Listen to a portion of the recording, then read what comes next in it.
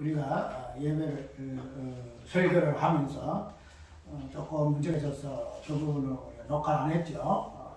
근데 그 부분들이 사장을 결론적으로 오늘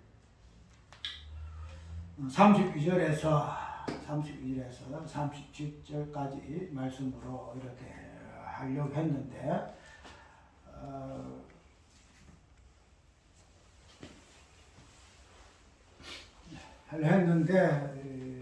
근데 하나님 말씀은 우리가 일상에 우리의 먹는 음식은 우리가 뭐 이렇게 먹을까 선택해서 먹을 수 있잖아요. 선택해서 먹고 입맛에 따라서 음식을 이렇게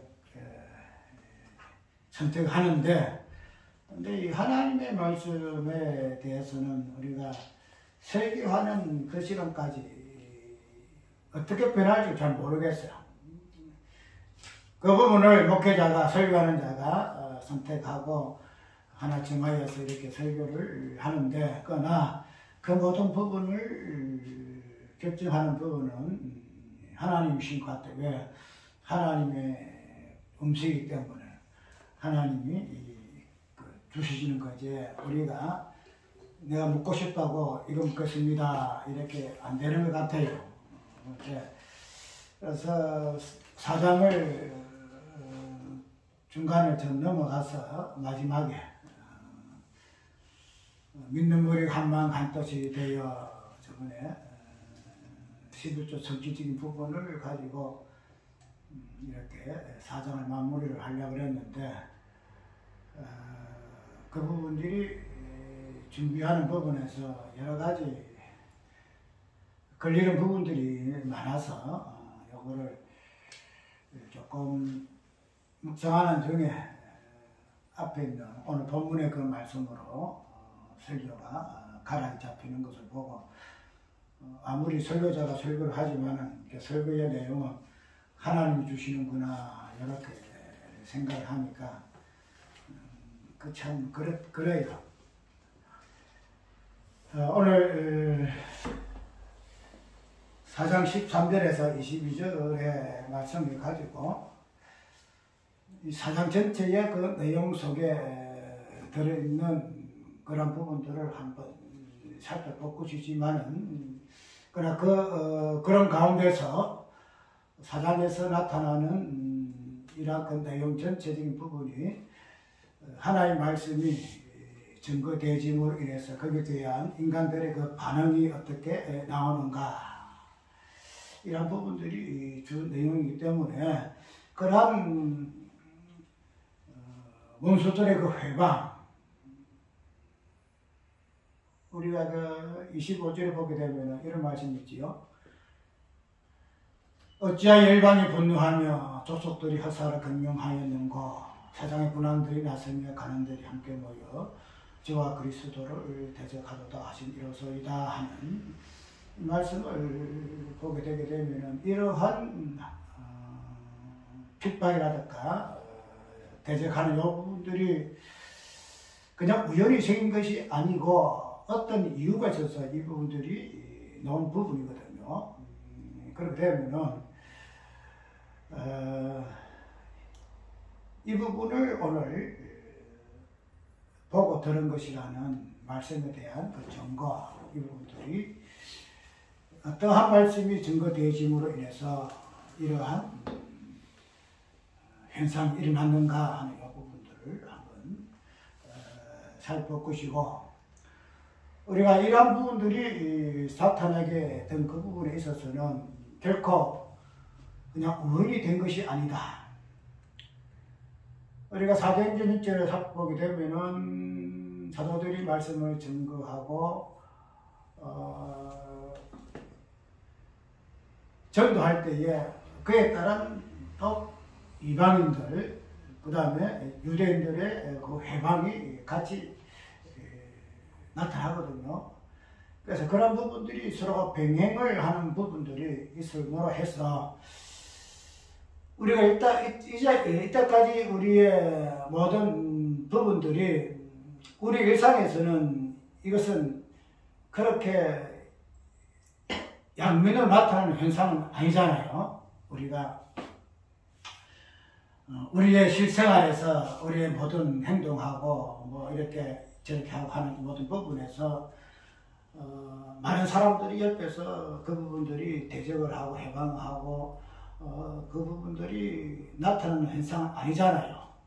우리의 어떤 일상의 삶에 있어서는 우리 일상과 함께 옆에 사람들과 함께 동조해서 같이 연합하고 그러한 부분들이 우리 일상인데, 그런데 이 사도들의 삶을 살아볼 것 같으면은 사도들의 그 삶은 그들의 삶에 있어서의 어떤 무엇이 드러나게 되면은 꼭 반대 현상의 어떤 해방이 드러나는 부분들을 우리가 볼 수가 있다는 거죠. 그렇게 되게 되면은 우리의 삶이 신앙의 삶이고 또 복음 전하는 자의 삶일 것 같으면은 우리의 삶 속에서 드러나는 일어나는 모든 현상에 의해서 과연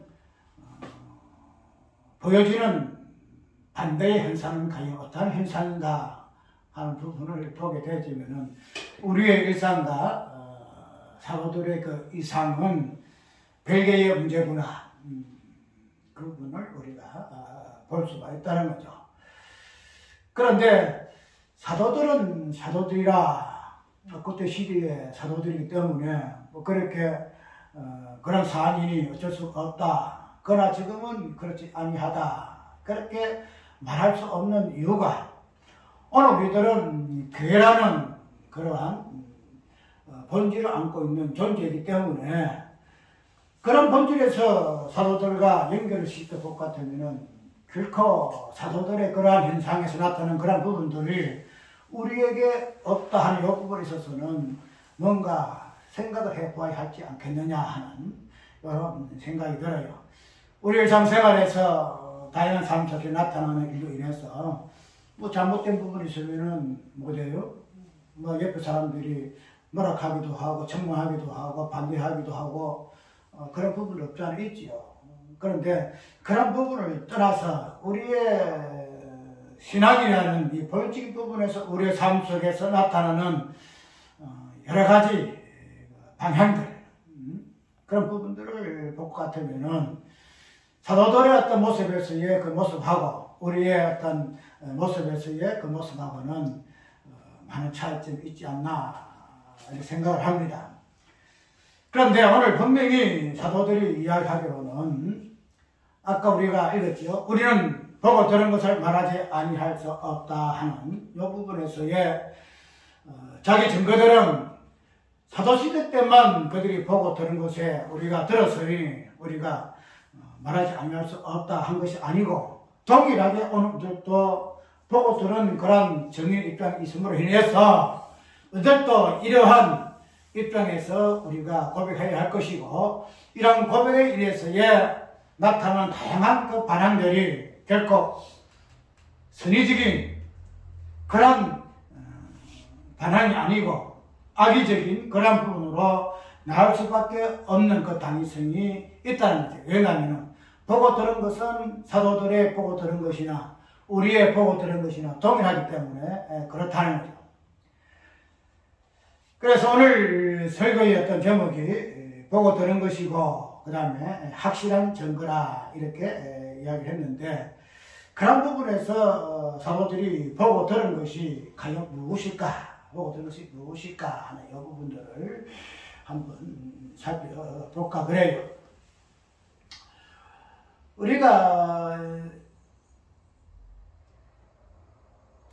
간단하게 본문 중에서 우리의 보고 들은 것이라 이렇게 이야기를 지금 하고 있는데 오늘 13장에서 13절에서 22절까지 쭉 내용을 보게 되게 되면은 13절의 이 부분에서 13절, 14절에서 사도들이 보고 들은 것에 대한 객관적인 증거가 나와요. 단순하게 그들이 우리가 이것을 보고 우리가 들어서 그런 자기들이 어떤 주관적 입장에서의 보고 들은 것의 어떤 증거가 아니고 13절에서 24절의 내용을 보게 되게 되면은 그들이 보았던 주관적인 보고 들은 것의 내용이 아니라 그것을 누가 이야기를 하고 있는가 하면은 누가 이야기하고 있죠? 13절 저희가 베드로와 요한이 기탄없이 말함을 보고 그 본래 학문이 없는 범인임을 알았다가 이상히 여기며 또 그 전에 예수와 함께 있던 둘도 알고 또 백난 사람이 그들과 함께 섰는 것을 보고 힐난할 말이 없는지라 이렇게 지금 이야기를 하고 있죠. 이 부분은 제자들이 자기의 보고 들은 것을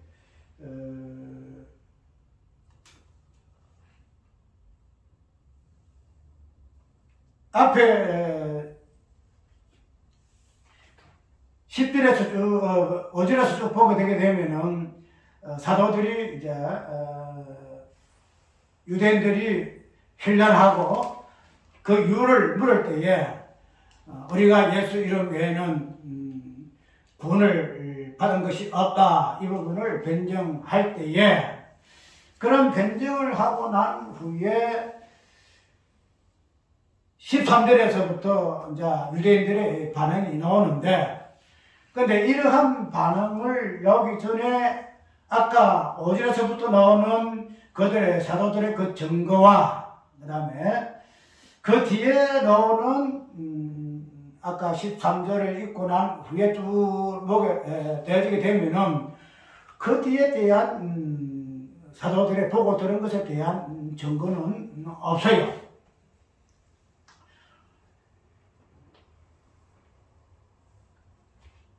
무슨 말인가 하면은 이 자기들의 사도들의 그 객관적인 주관적인 그러한 증거는 분명히 5절에서부터 예수의 이름이 어떠한 것인가 이렇게 이야기를 하고 있음으로 해서 그 증거가 나타나나 그러나 그 뒤에 13절에서부터 나오는 유대인들이 말하고 있는 이 부분은 그들의 어떤 주관적인 증거가 아니고 유대인들이 보는 객관적인 입장에서의 증거가 되어지는 것을 볼 수 있다는 거죠.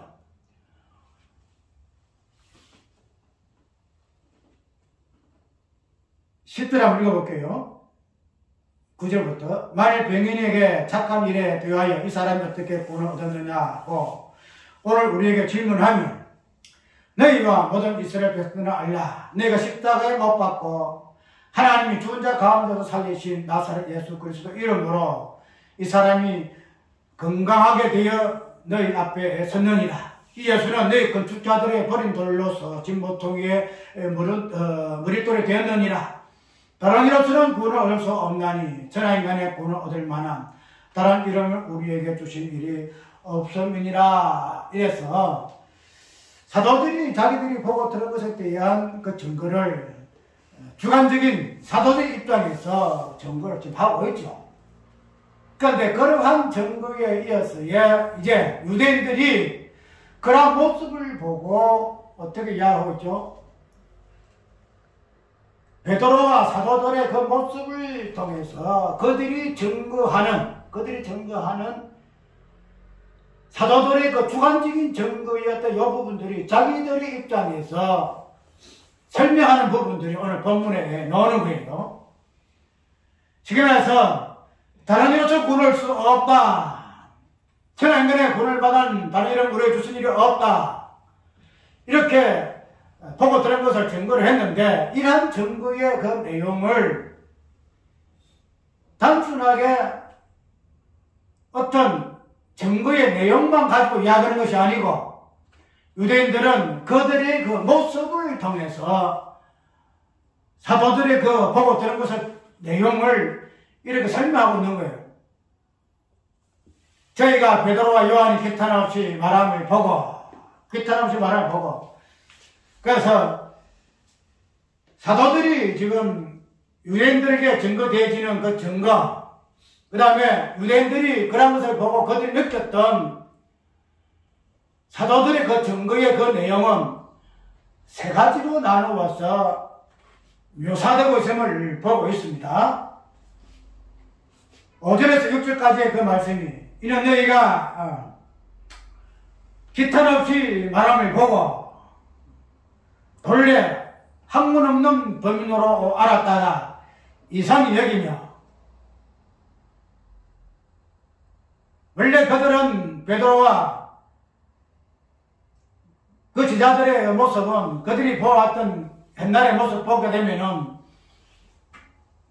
한마디로 무술쟁이 아닙니까?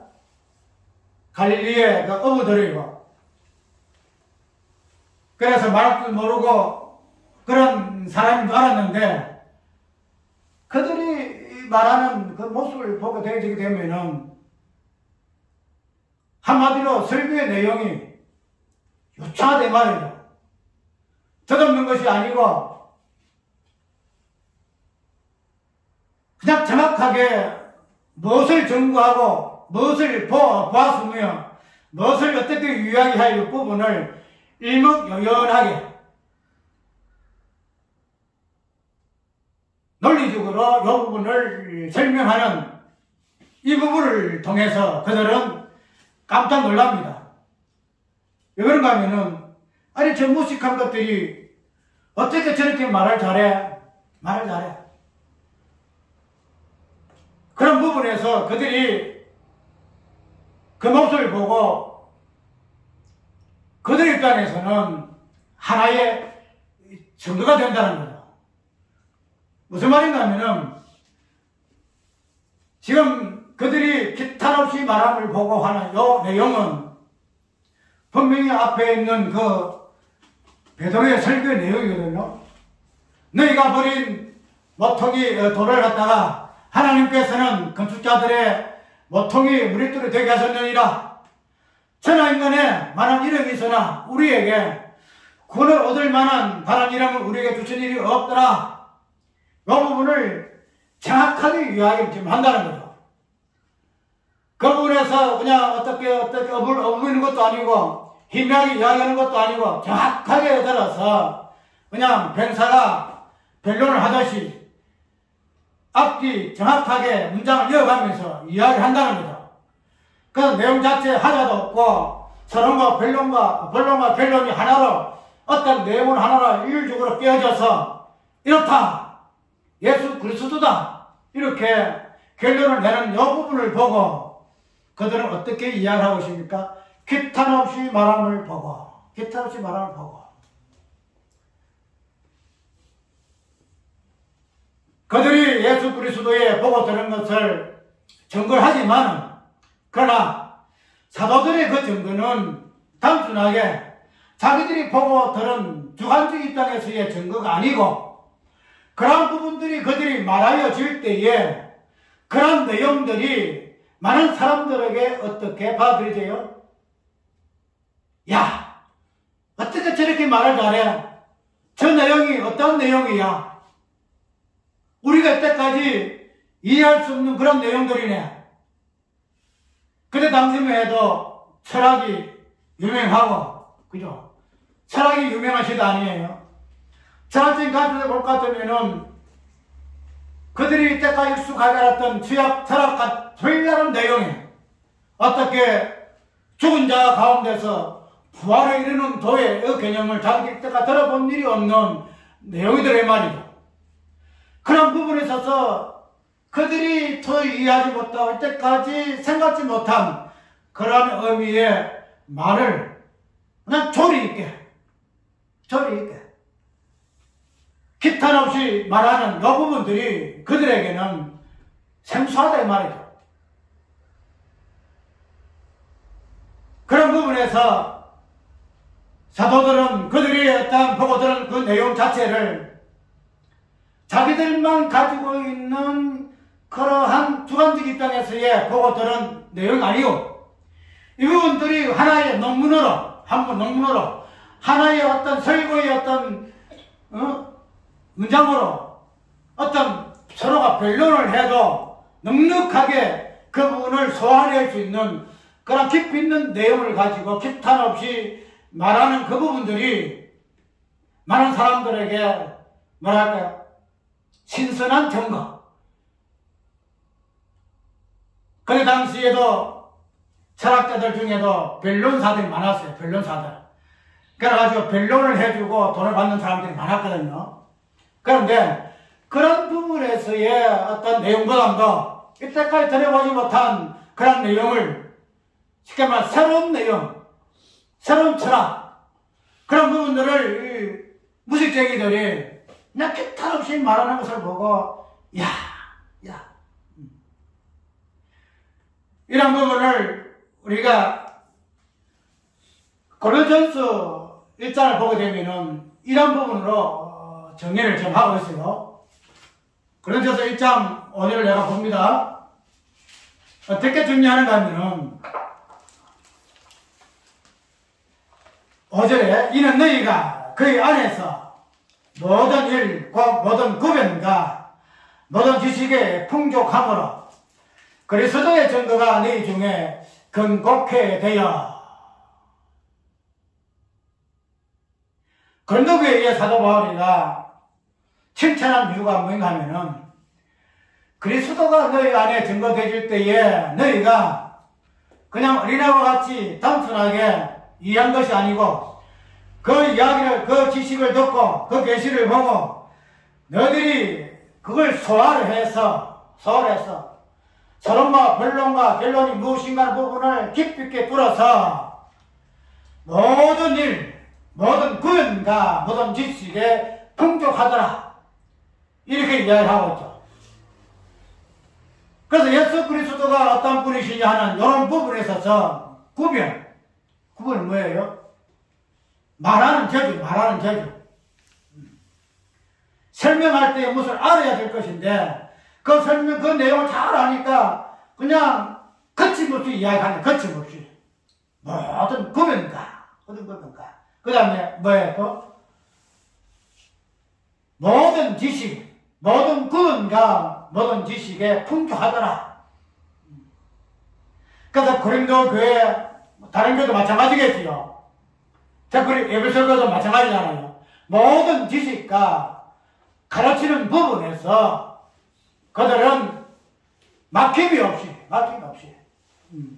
그래서 오늘 본문 속에서는 이 부분을 가지고 어떻게 기탄 없이 말함을 보고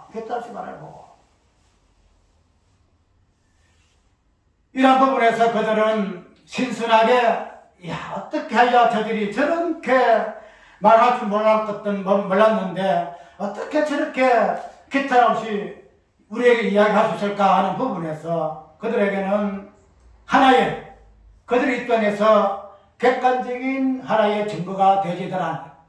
객관적인 것. 오늘 우리가 예수 그리스도를 아는 부분에 있어서는 어쨌든 우리의 이 증거의 내용은 단순히 들은 것이 아니라 우리가 이 부분을 봤기 때문에 이 부분을 어떻게 해야 돼요? 말을 해야 된다잖아요. 말하기 위해서는 무엇이 있어야 되죠? 구변이 있어야 된다는 거죠. 구변이. 단순하게 그냥 말장난이 아니고 말의 어떤 내용을 이어가는 것이 아니고 구변이라는 것은 오늘 본문에서 말하는 구변이라는 것은 지식과 연계된 구변이거든요. 그래서 모든 구변과 그 다음에 모든 지식. 그러니까 단순하게 어떤 말을 잘하는 그런 의미에서 구변이 아니고 그 말하는 그 내용의 지식에 있어서의 깊이 있는 성찰이 있었다는 거예요. 누가 가르쳐주고 누가 옆에서 이렇게 이야기를 저렇게 이야기를 연설할 때에 보통 그런 부분들 말하잖아요. 연설에 어떤 초안을 작성해놓고 있으면은 뒤에서 옆에서 조금씩 그 하는 사람도 있죠. 촉하는 사람도 있어요. 그래서 이렇게 말하죠. 저렇게 말하죠. 이렇게 하고 있는데 근데 그 연설의 내용을 깊이 있게 이해한 사람은 옆에서 이렇게 저렇게 이야기 안 해도 이거 안 보고도 다 하잖아요. 내용 깊이 있게. 왜 그럴까요? 단순하게 말장난 아니에요. 그냥 개그맨 같이 뭐 이런 식으로 말장난하고 뭐 이런 어떤 구별이 아니다 이 말이죠. 예수 그리스도를 아는 지식의 그 충만성, 깊이 있게 알므로 인해서 그 내용이 그냥 입으로 중중중 나오는 거야. 나오는 거야. 그래서 그런 부분들에 있어서 무식한 자들이 어떻게 해야 저렇게 말하는 자랐고, 그 부분은 기탄없이 말하게 된 이유가 그들이 알았던 그 모든 예수 그리스도 아는 지식이 풍부하더라. 그래서 어떻게 했으면은 그냥 아무 두려움 없이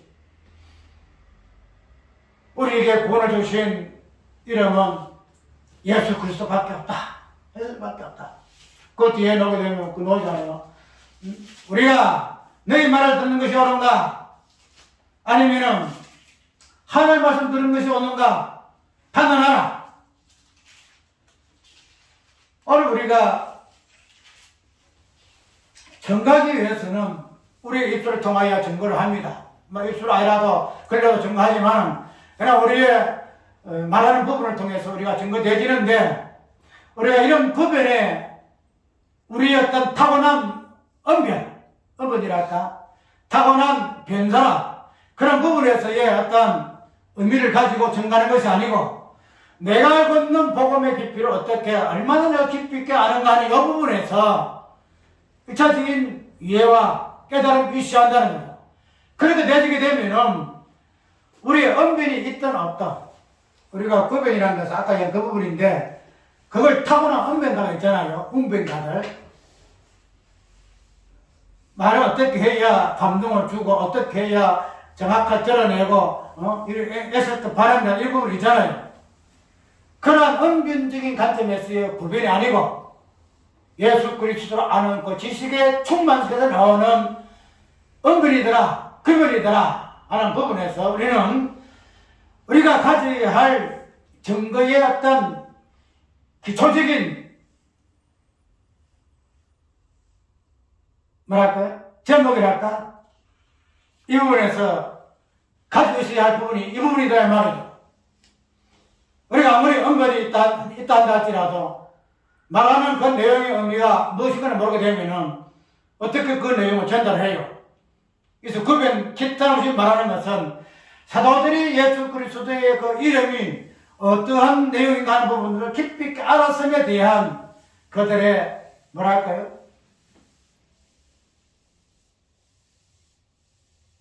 감동이 할까? 아니면은 어떻게 해야 저런 식으로 이야기할 수 있을까 하는 그런 부분에 의미이지 않겠냐 말이죠. 그래서 우리가 언변이 없다 할지라도 예수 그리스도를 아는 그 깊이 있는 지식만 가질 것 같으면은 이렇게 사도들이 기탄 없이 말하는 예수 그리스도 내용으로서의 그 1차적인 그 조건을 우리가 가질 수가 있어. 우리가 이 부분에서 정당한 자의 1차적인 조건이다 말이죠. 단순한 언변이 아니에요. 장경정이나 김문혜 목사 이런 사람들 말 잘하는 거는 그런 사람도 언변 좋으면은 다른 부분에서 있겠죠.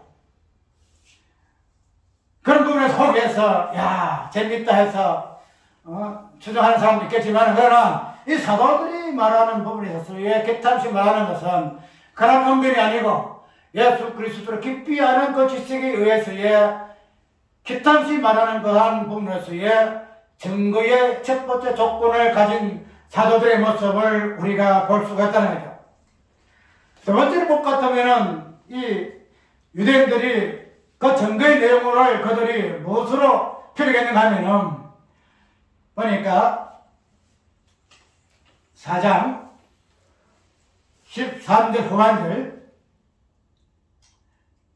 범인을 알았다 이상 여기며 또 그전에 예수와 함께 있던 줄도 알고 예수와 함께 있던 줄도 알고 요 부분을 또 나오게 되게 되면은 이러한 부분들을 유대인들은 사도들이 말하는 그 증거의 어떤 기초적인 요 부분, 지금 그들이 그 증거 내용을 아멘으로 하다고 안 했지만은, 그러나 그러한 모습을 통해서 사도들이 말하고자 하는 그 증거의 그 내용하고 특별히 정인의 어떤 조건적인 요 부분을 그들의 입장에서 이렇게 서술하고 있는 모습을 볼 수 있다는 거죠. 병인 줄 알았는데 말 잘하는 것을 보고, 그 다음에 또 그 전에 예수와 함께 있던 줄도 알고, 우리가 증거라는 것은 단순하게 지식적인 문제가 아니거든요. 어떤 깨달은 문제가 아니다라는 거죠. 무슨 문제인가 하면은 경험적인 문제다 이 말이죠. 경험적인 문제. 체험적인 문제라는 거죠. 체험적이라는 것은, 우리가 경험이라는 것은 다양한 사물과 사건의 경험이지만, 오늘 본문 속에서 나오는 전에 예수와 함께 있던 줄도 알고 하는 이런 부분의 서술은 어떠한 경험인가 하면은 예수 그리스도와 함께 대면하여 보았던, 예수 그리스도의 그 출생으로부터 해서, 그 다음에 그의 33년의 그 삶 속에서의 행하였던 모든 사역과 그 삶과 그 교훈과 마지막에는 십자가의 죽으심과 부활이라는 이러한 사건으로부터 통틀어서 그들은 대면하여 보았던 사람들이나 이렇게 이야기를 하고 있다는 거죠. 그래서 유대인들이 그들의 모습을 옛날부터 예수와 함께 다녔던 그런 모습을 그들이 자주 보았기 때문에 그런 것 자체가 어떤 의미가 있는 거예요? 정인의 두 번째 조건이 된다는 거죠. 단순한 지식이 아니고 단순히 말로 하는 그런 증거가 아니고 어떠한 증거다. 내가 그래서 다른 생각 보게 되면은 요한서에 있습니까? 우리의 만진 바요. 우리의 만진 바요. 우리가 예수 그리스도를 손으로 만져보았다. 그 부분에서 자기들은 예수 그리스도와 함께 동행한 부분에서 확실한 증거의 입장을 이야기할 수가 있는데, 어쨌든 이러한 부분에서 유대인들이 볼 때는 그들의 증거가 어떤 예수 그리스도를 보지 못하고 그들을 만지보지 못하는 비상적인 관점에서의 그들이 아니고 직접 예수 그리스도와 함께 다녔던 사람으로서 발견되진다 이 말이죠. 그들이 말하는 예수 이름이 어떻다, 이렇다, 저렇다, 우창하게 말하는 그런 내용을 떠나서 그런 내용에 대한 학점은 저들이 33년 동안 예수와 함께 같이 지냈던 그 모습을 통해서 그들이 저렇게 예수와 함께 같이 있는 모습이 우리가 어떻게 변명할 수 없겠구나. 그 부분에서 자들은 차이나는 것을 오늘 본문 속에 볼 수가 있죠.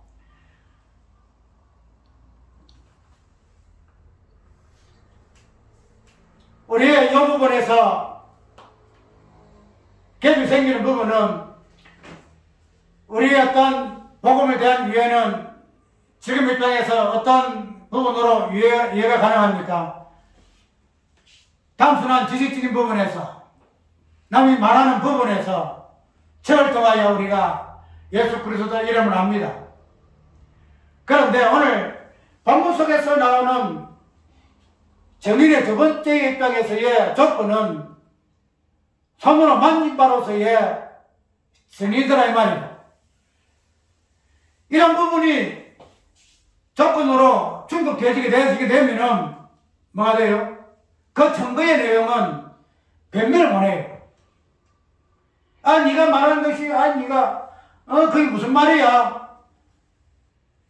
이렇게 이야기할 수 있다는 거죠. 그런데 그 사람이 내가 옛날에 이렇게 해서 그 사람을 내가 만나서 어떤 듣고 풍문으로만 내가 그 사람을 아는 것이 아니고 내가 그 사람을 직접 만나보아서 그렇게 말하는 거하고는 차이가 있다는 거죠.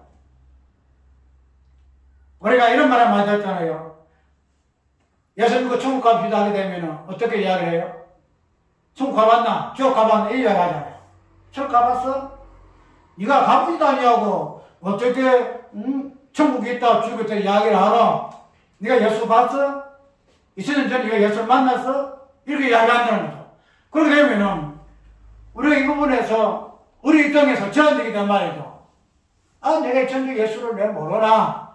그러나 성경에 있으니 내가 그걸 믿는다. 이런 사실밖에 별로를 못한다는 거죠. 그런데 오늘 본부석에서 나오는 사도들의 그 정인의 모습은 단순하게 내가 들어서 이 부분은 아니다 이 말이죠. 들은 것을 내가 보았어. 보았던 것은 실질 현상이잖아요. 내가 보았어 이렇게 하는 부분에서 자기들이 말하는 그 증거의 그 내용이 정확하게 더 깊이 있게 합증이 될 수 있다는 거죠. 오늘 내가 왜 이렇게 이야기하는가 하면은 아까 이야기한 그대로 이 사도행전 4장에 나오는 것은 그렇게 나오게 되면은 이렇게 유대인들이 그들을 잡아 속에 가두기도 하고 이어가기도 하고 예수 이름 전가하면은 복음 전하면 내가 너희들 죽인다 이런 부분을 위협하고 있잖아요. 그런 부분에서 왜 이렇게 위협을 당할 수밖에 없는가 하는 여부에서 그 위협 당할 수밖에 없는 그 당위성을 내가 설명하기 위해서 이렇게 하는 거예요. 아까 이야기대로 우리는 이런 부분에서 우리의 모든 삶 속에서의 우리의 어떤 입지가 정의의 입지일 것 같으면은 이런 어떤 위협이라든가 해방이라든가 당할 수밖에 없는 존재다 이 말이죠. 근데 오늘 우리에게는 이런 것은 없다는 거지. 그러면은 우리가 말을 한다든지 우리가 행동한다든지 하는 이 모든 이 부분은 사도들이 지금 이렇게 정의 입장에서 주관적 입장이나 객관적 입장에서의 그들의 적인된 모습이 오늘 우리와는 완전히 다르다 이 말이죠. 그래 그 내용 입장에서 유대인들이 말하고 있는 즉 사도들의 어떤 모습에서 정인의 모습이 그들에게 어떻게 비춰졌냐 하는 이 부분을 오늘 우리에게 한번 비춰보자 말이에요. 비춰보자. 오늘 우리에게 구별이 있느냐? 예수 그리스도를 그냥 깊이 깔아서 뭐 같이 뒷단 없이 이야기할 수 있는 그러한 입장이 있느냐? 두 번째로 이런 부분에서 단순히 들은 것이 아니고 보았는 그런 입장에서 정의의 어떤 조건이 우리에게 있는가? 그 부분을 내가 지금 다시 한번 우리에게 물어보는 그런 의미에서 이 설교를 하는 거예요. 2000년 전에 예수 그리스도를 우리는 만날 수도 없고 그 예수와 같이 있었던 그런 존재는 아니더란 말이에요. 그런데 오늘 우리의 존재는 교회로운 존재이기 때문에 이 교회라는 것은 어떤 시공을 뛰어넘는 본질을 가지고 있는 존재잖아요. 2000년 전이나 2000년 후나 교회라는 것은 그리스도의 몸이라는 이런 본질을 가지고 있기 때문에 단순히 시공을 어떤 격하게 있는 2000년 전이 있고 2000년 후가 있고 이런 개념에서의 실존의 개념이 아니고 그리스도 몸이라는 그러한 시공을 초월한 본질을 가지고 있는 존재이기 때문에 우리가 예수 그리스도를 내가 대면하여 보았다라는 두 번째 증인의 조건을 충족하기 위해서는 우리의 존재가 어떠한 존재인가 하는 부분으로 깊이 있는 통찰이 있어야 한다는 겁니다. 나 저번에 이야기했듯이 예수 그리스도의 이름으로 말미암는 이름으로 부여되어 있는 존재는 예수 그리스도의 실존이다. 이렇게 이야기했죠. 그러면 오늘 본문 속에서 전에 예수 그리스도와 예수와 함께 있던 그들인 것을 통해서 더 이상 그들의 증거가 변명거리가 될 수 없음을 자인한 유대인들의 모습과 같이 오늘 우리에게도 이런 부분에서의 정의의 조건이 충족될 것 같으면 지금 말해서 전에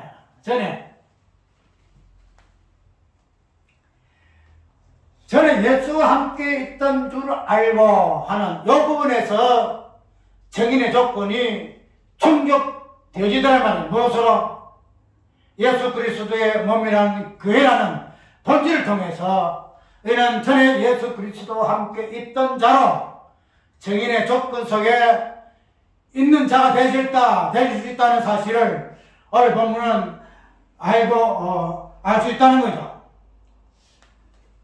세 번째로 보게 되게 되면 또 병난 사람이 그들과 함께 섰는 것을 보고 힐날 말이 없는지라. 분명히 사도들의 어떤 그 증거의 내용들을 변박하고 변론하고 그래서 잘못된 거 드러내고 왜 이 거짓 이런 이 교훈을 갖다 퍼뜨리느냐 협박을 하고 해방을 해야 할 것인데, 그런데 그런 모습을 보고 그들이 더 이상 힐나는 말이 없다는 거죠. 틀려서 엉터리야, 감히 어디서 그런 거짓된 사상을 퍼뜨려, 이런 식으로 훈련하고 대적할 만한 그런 핑계거리가 없다라고 이야기하는 세 번째 어떤 부분은 뭔가 하면은 병난 사람이 그들과 함께 섰는 것을 보고, 병난 사람들이 오늘 우리가 이런 부분을 가지고 우리도 초대교회와 같이 그런 이적과 능력을 행하여서 이러한 사건들이 있어야 한다, 아니다, 이 부분을 가지고 이야기를 해서는 안 된다는 거예요. 많은 사람들이 초대교회의 모습을 보고 어떤 능력과 표적과 이적이라는 이 개념을 통해서, 지금은 초대교회 시대가 아니기 때문에 우리는 그런 부분에서 형상적인 부분에서 그것을 집도해서 안 된다, 어떠한 본질적인 부분에서 설명해야지, 나타난 현상을 통해서의 어떤 능력과 이적과 표적과 기사와 이런 부분을 이해해서는 아야 된다 하고 이 부분을 그냥 넘어가 버려요. 그런데 우리가 어떤 본질적인 이 부분은 뭐예요? 실존으로 나타나죠. 저번에 이야기했죠. 실존 부분. 본질은 실존으로 드러날 수밖에 없어요. 본질은. 그러면은 성경에 나오는 이 모든 부분들을 그냥 본질이 그래야 그건 보이지 아니해. 그런 부분으로 가지고 실존적인 이 부분을 우리가 무시해도 절대 안 된다는 거예요. 사전에 나오는 이 모든 부분들은 증거의 내용이에요. 증거의 내용이에요. 그러면은 단순하게 들은 것만 이야기를 해서는 안 되잖아요. 들은 것, 본 것, 만진 것, 본 것, 만진 것, 이거는 어떤 의미예요? 실존. 예수님이 하나 실존이에요. 실존. 단순히 들었으면 우리가 예수 없이도 예수가 어떤 사람인지 우리가 들어서 여러 분에 이야기할 수 있을 것인데, 그런데 증거라는 것은 분명히 그들 입장에서는 우리가 보아서, 우리가 예수를 만져보아서 어떠한 주상적 개념으로서 보았고 만진 건 아니잖아요. 실존의 개념으로 공을 맞았잖아요. 그러면은 그들이 본 거, 만진 거, 들은 것을 증거하기 위해서는 실존이 있어야 될까? 본질이 있어야 될까? 실존이 있어야 한다. 실존이 있어야 한다.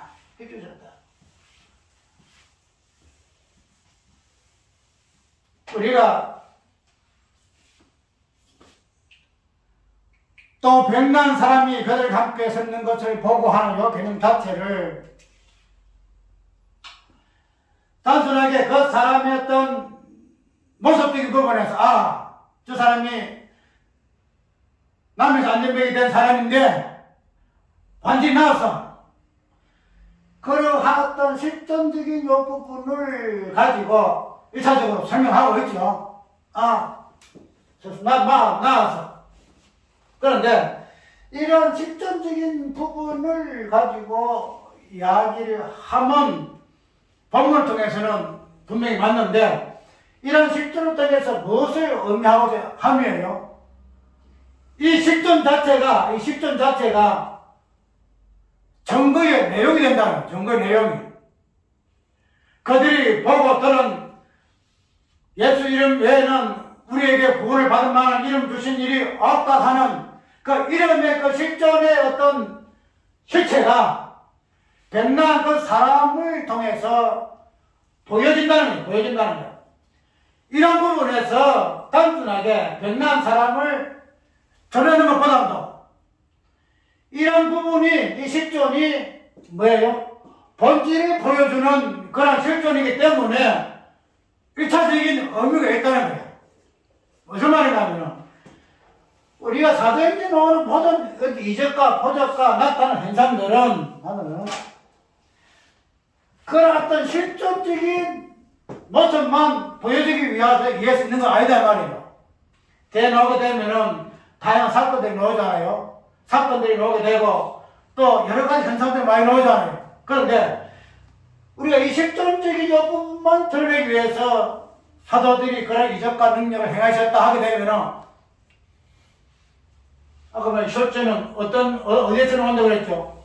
본질에 나오죠. 본질에 나온다는 거예요. 그러면은 실존은 본질을 설명하는 거. 또 본질의 내용은 실체를 통해서 그 본질의 내용이 드러난다는 거죠. 그런데 우리가 사도행전에 나타난 사도행전이 아니라 성경에 나타나는 모든 현상적인 실존적인 모습들을 단순하게 본질의 내용만 이해하고 그 자체는 실존은 현상은 아무 의미가 없어. 이렇게 하게 되게 되면은 어때요? 아까 얘기한 대로 실존은 그 본질이 되는 만져보고 들었고 또 대면에 봤던 그 실존의 어떤 본질에서 나오는 실존이기 때문에 이 실존 자체를 무시하게 되게 되면 어떻게 돼요? 본질과 함께 실존이 되어지는 예수 그리스도는 이 모습이거든요. 이 본질과 실존이 따로 떨어진 부분이 아니에요. 예수님은 실존이 따로 있고 뭐 본질이 따로 있고 이런 거 아니에요. 예수님 본질 속에 실존. 그래 이 부분은 어떻게 했죠? 업성각 이성으로 우리 설명했잖아요. 이성으로. 그래서 이 부분에서 본질과 실존이 같이 설명되어지고 같이 연결되어야지 이것이 실존 자체가 없게 되면은 뭐세요? 이성 자체가 어디에서부터 무엇을 본질하고 있는 이성인가 이 부분이 설명할 수가 없다는 거예요. 내가 왜 이 말을 하는가 하면은 이러한 사건이라든지 어떤 현상이라든지 이 부분에 대해서는 구속사적인 사람들 입장에서는 굉장히 약화시켜버려요. 그래서 이 사건은 아니야. 이 사건은 없어. 이 사건은 그런 의미가 아니야. 그렇게 이야기하면 해가지고 본질에서 나타난 그 실존의 개념이 실존이 없으면 말미암아 그 본질 자체가 없어지는 그런 눈을 분간하는 것을 많이 보았다는 거죠. 오늘 전에 본문서 내가 그랬죠. 전에 예수와 함께 있던 또 백난 사람이 그들과 함께 섰는 이 부분의 그 실존, 이 부분은 단순하게 이 사람이 백나서 그들과 함께 있다 하는 그런 부분보다도 그들 사도들이 증거하는 예수 이름에 또 확실한 증거로서의 실존. 단순히 이 사람이 자기 개인 입장에서는 40살이 되어가지고 백났다는 이런 그때 당시의 어떤 실제로서는 실존한 인물이지만 그러나 이런 백난 사람 이 실체를 통해서 결국은 무엇을 보여주는 거예요? 우리의 구원을 얻을 만한 이름을 주신 일이 없다는 예수 그리스도의 이름을 보여주는 실존이다 이 말입니다. 저 사람이 나왔구나. 야 신기하다. 그런 의미에서 이 성경이 이 사람을 등장시키는 것이 아니에요. 이 사람의 본질적인 실존이 무엇을 이야기하고 있는가? 기탄하지 말하는 예수의 이름,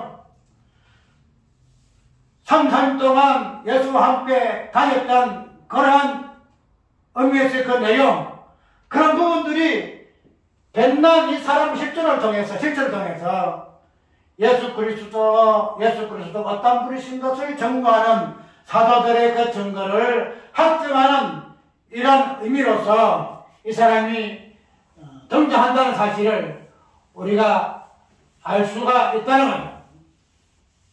그래서 우리는 이런 부분에서 실전 자체, 우리의 증거로 말미암아 나타나지는 이 실체들, 이 부분이 결코 그냥 아이고 옛날에 있었던 일이야, 지금은 그런 일이 없어, 그렇게 해서 아닌다는 거예요. 예수 그리스도의 어떤 이름을 증거를 함으로 인해서 그 증거의 그 실체되는 그 실존이 사건이라든지 아니면은 인물이라든지 다양한 방법 속에서 실체적인 어떤 현상으로 드러나야 한다는 거예요. 그것이 사람일 수도 있을 것이고 신부라는 이러한 개념 속에서 그런 부분을 받은 어떤 백남자의 모습을 통해서 나타날 수 있을 것이고 다양한 모습으로 나타날 수 있을 것인데, 우리가 어떠한 증거의 어떤 실체적인 모습 속에 이러한 모습을 우리가 거부해서는 아야 된다. 여기서 안 된다. 이런 것들이 충족될 때에 유대인들은 더 이상 힐라는 말이 없는지라, 이런 말이 없는지라. 우리가 몸된 교회에서 정인으로 부르심을 받을 것 같으면은 우리는 이러한 정인으로서의 특별한 조건들이 우리에게 주어질 때에만이 우리의 삶 속에서 정인의 어떤 삶은 아까 이야기대로 자연히 반사 조건적인 부분에서 반응이 있기 마련이에요. 우리 말하는 것이나 우리 행동하는 것이나 뭐 하는 것이나 그런 관점에서 우리는 정인의 땅에 있기 때문에 이런 세 가지 정인의 조건에 합한 정인일 것 같으면은 우리의 모든 일상 삶 속에서의 다양한 반응들, 그래도 비방하는 사람도 있을 것이고 조롱하는 사람도 있을 것이고 우리의 생명을 이어가는 것도 있을 것이고 이런 것이 있을 수밖에 없다는 거예요.